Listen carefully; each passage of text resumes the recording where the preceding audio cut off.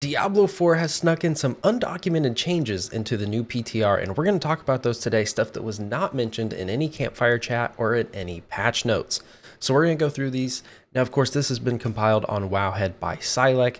Now, there's going to be a link to this down in the description below, so please go check this out for yourself if you want to read through this. Now, as you can see here, these were things that were been taken from the PTR, and it's highly likely that things will change, when the actual Vessel of Hatred launches. Just keep that in mind. Some of these things might go back to normal. They might continue to be changed. We don't really know yet. Now here we're starting with one that is definitely going to upset some people, and that is the iconic campfire scene has been removed. So when you go to create a new character, you now have these little bars down at the bottom to select your class, and you don't see all the classes sitting around the campfire.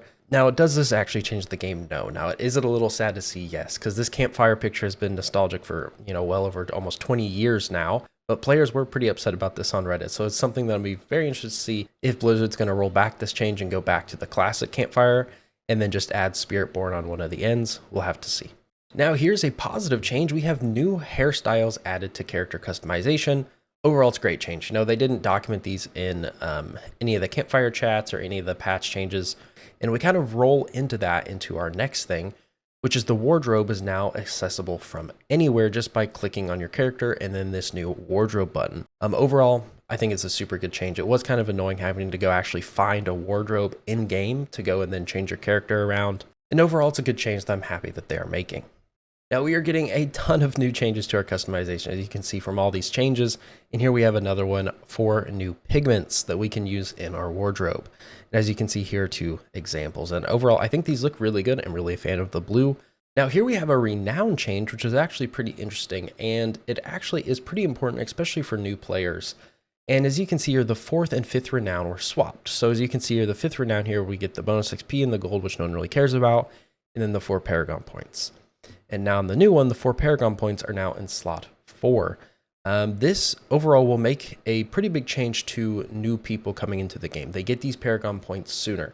And I think that's something that the Diablo team has recognized, that, grinding to Renown 5, it's a grind, especially when you do all the new areas, and we have a new area coming up. And I think this is a good change and something that is nice to see, especially for all those new people out there. Now we have a ton of changes to our Obal prices at the Purveyor of Curiosities. Now some of these have gone up, some of these have gone down, and we actually have some changes to the unique game bling that we're going to talk about here in a second. So let's just go through these. So you have our main one-handed weapons, they stayed the same, and two-handed weapons actually got more expensive by 25 Obals. Now, as we can see here, focus totems and shields, these actually got more expensive as well. Bow and crossbow got more expensive. Cap as well is increasing. Tunic getting decreased a lot. I do think this makes sense, because on your tunic, you're only ever going to be getting, defensive aspects. This isn't something that's going to increase your damage. It definitely will increase your survivability. So I do think it makes sense to lower that price a little bit, especially with the changes we're having coming into the new Torment system, Torment 1 through 4. Survivability is going to be very, very difficult when you get to Torment 4. So I think, gambling for stuff that you don't have in the tunic section is a smart idea. So here we go. We can see kind of a pattern as we look through this. So you see everything that can increase our damage has been made more expensive, and stuff that can increase our survivability has been made cheaper. Now, why is that? Like I said before, I'm pretty sure it's directly tied to the new difficulty settings that we're going to be getting in the Vessel of Hatred. Normal, hard, expert, and penitent. And then we have, obviously, Torment 1 through 4. Survivability is going to be definitely on a lot of people's minds. Currently right now, you throw in a few defensive aspects and you pretty much never have to worry about dying ever in the entire game. And as we keep going, we can see that pattern continues. Obviously, gloves, we can roll offensive aspects on. Got more expensive. Boots. This is more of a utility slot, movement speed, stuff like that.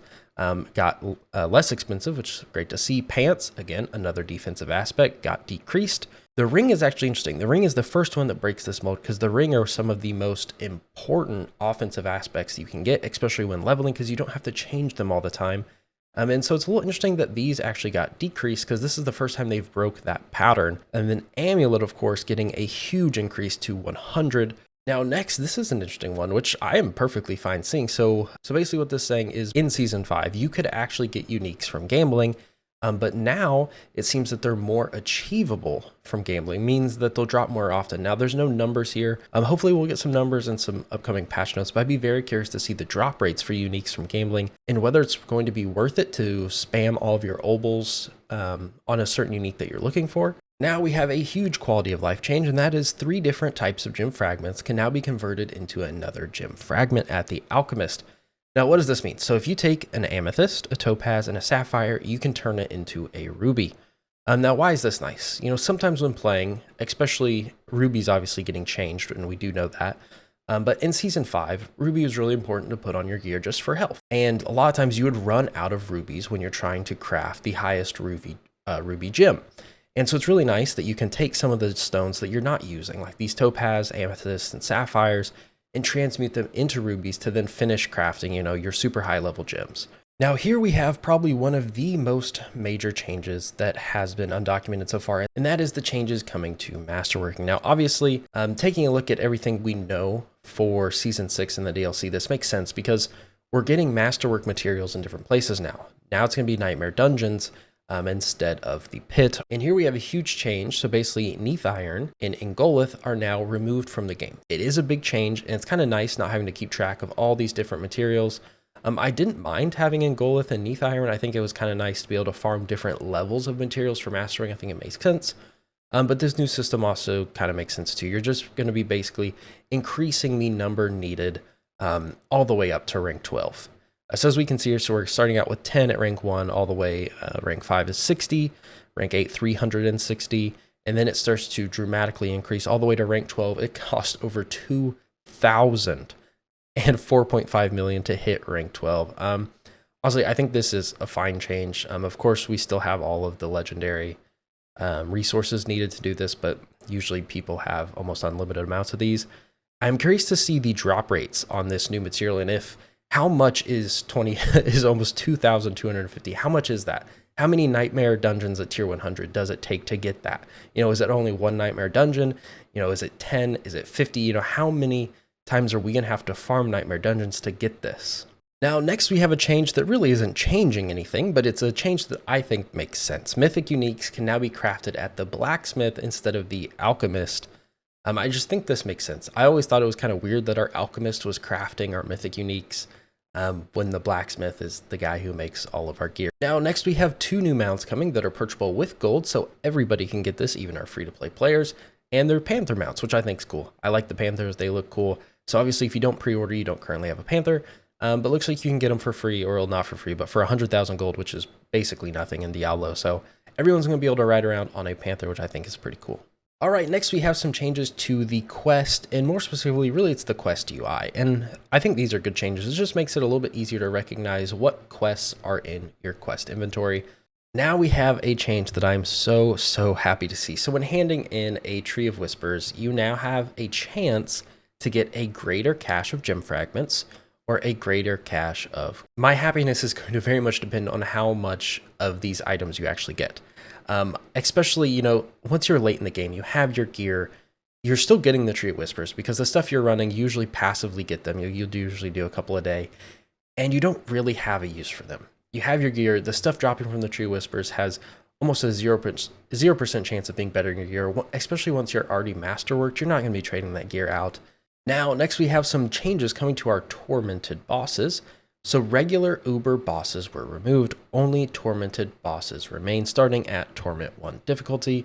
So basically what they've done here is they've just renamed it, because as you can see, they changed the materials. So normally when you would summon a Tormented boss, you needed stick and stones, plus usually 3 times the normal amount of summoning materials, as you can see here.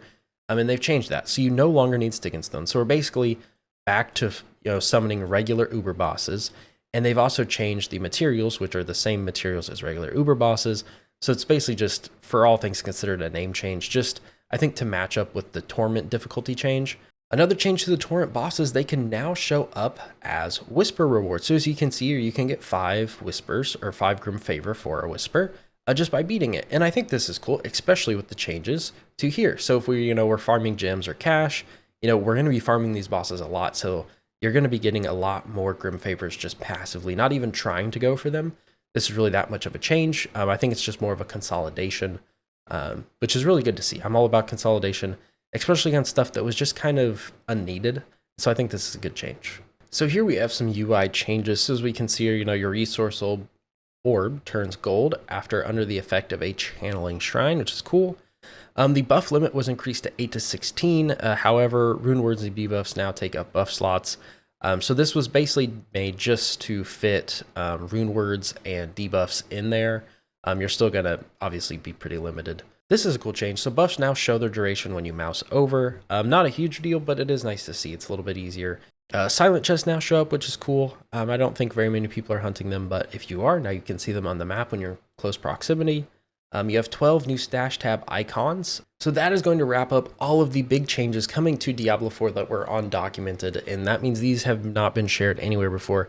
Huge thank you to Wowhead for posting this article and allowing me to use it. Of course, this will be linked down in the description down below and probably in a pinned comment. So go check this article out, give them some love. They did a great job on collaborating all of these changes into this for us. And thank you guys. I hope you guys enjoyed. If you did, leave a like and subscribe for more Diablo 4 content. There's a big, and I mean big, video coming out this week talking about all of the changes, everything you need to know for the Vessel of Hatred. We're talking from rune words, how they work, how to use them, to the changes to the Paragon board, everything. I mean everything. So with that, there's going to be lots of Diablo 4 content coming soon with a leveling guide close to the launch. So with that, thank you everybody. I hope you guys enjoyed, and I hope to see you guys in a future video.